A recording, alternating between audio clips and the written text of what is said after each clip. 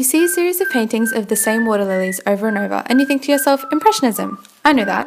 But do you know about Impressionism? And heck, was it even important? Today we're going to talk about how Impressionism impacted the 19th century. Impressionism began in the 1860s and by definition was a style and movement in painting characterized by a concern with depicting the visual impression of the movement, especially in terms of the shifting effect of light and color.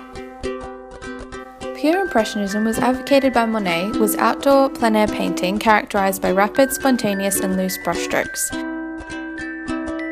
Supreme examples being his series of paintings of Gare Saint-Lazare, haystacks and water lilies. Central figures throughout the development of Impressionism include Claude Monet, Edouard Manet, Camille Pissarro, Pierre-Auguste Renoir, Alfred Sisley and Gustave Caillebotte. The 19th century in France saw the French Revolution in July 1830. Louis Napoleon Bonaparte ruled as the first president of the French Republic in December 1848, the end of the Franco-Prussian War in May 1871, and the opening of the Eiffel Tower in May 1889. The 19th century also saw two major artistic movements: the Impressionists, who interpreted the landscape with broken colour and loose brushwork that reflect the nature of the images they depicted. Post-Impressionists, including Paul Cézanne and Vincent van Gogh, rejected the concerns with natural and truthful rendering of colour seen by the Impressionists. They also disagreed with much of the subject matter. They also believed that colour could be independent from form and composition as an emotional and aesthetic bearer of meaning. Impressionists were unified by their independence from the official annual salon, for which a jury of artists from the Academic Bureau of Arts selected artworks and awarded medals.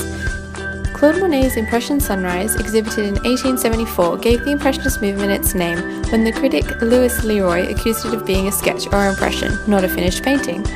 It demonstrates the techniques many of the independent artists adopted: short, broken brushstrokes that barely convey forms, pure unbled colours, and an emphasis of the effects of light, which came to be the defining characteristics of the Impressionist movement.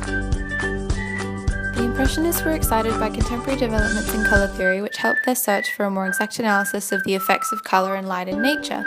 They abandoned the conventional idea that the shadow of an object was made up of its colour. Vincent van Gogh was one such artist who became influenced by the work of the Impressionists, beginning to incorporate brighter, more vibrant colours into his works, adopting their techniques to produce his works. Instead of trying to render what I see before me, I use colour in a completely arbitrary way, in order to express myself powerfully. Impressionism is at the root of all modern art, because it was the first movement that managed to free itself from preconceived ideas and because it changed not only the way of life, but the way life was seen. Like most revolutionary styles, it was gradually absorbed into the mainstream and its limitations became frustrating to the succeeding generation.